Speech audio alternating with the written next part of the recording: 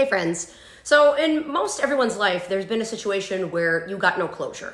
I'm not talking about things like death of a loved one or something like that. I'm talking about closure with a person who is still living but is no longer in your life because of some kind of falling out or betrayal.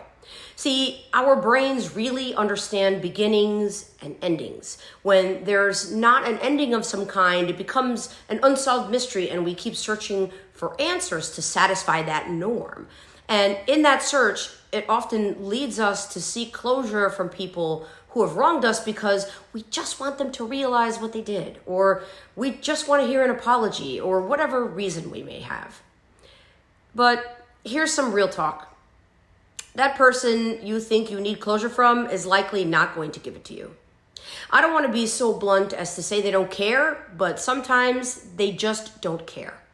Because at the end of the day, people do exactly what they want to do, regardless of your feelings. And if doing what they wanted to do, either purposely or accidentally hurt you, then so be it.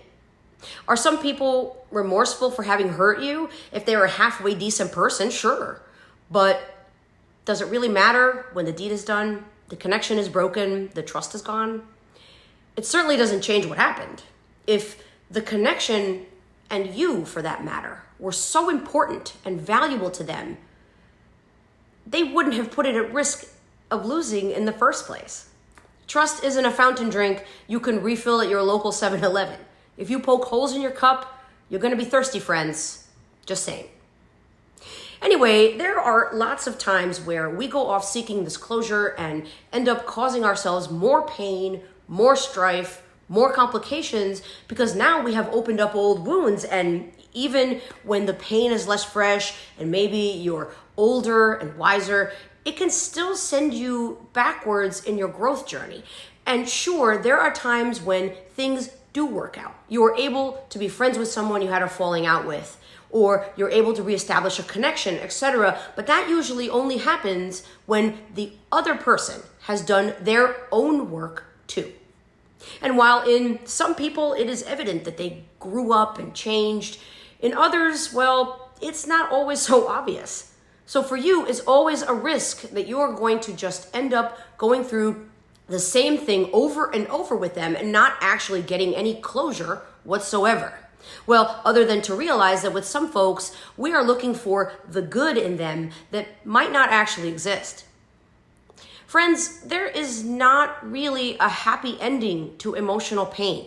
Closure is not some magic wand that gets waved and suddenly you get the apology you so badly want and bam, everything is just peachy again.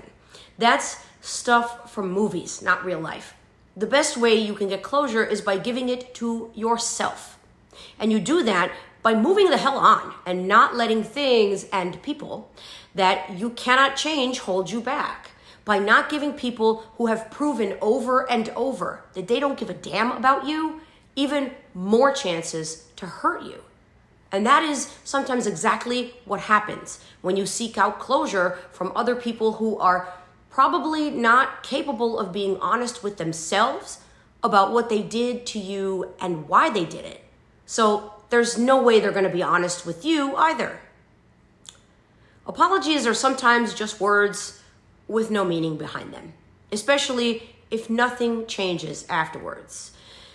The way that someone exits your life or breaks their connection with you is all the closure you need. Let their actions tell that story.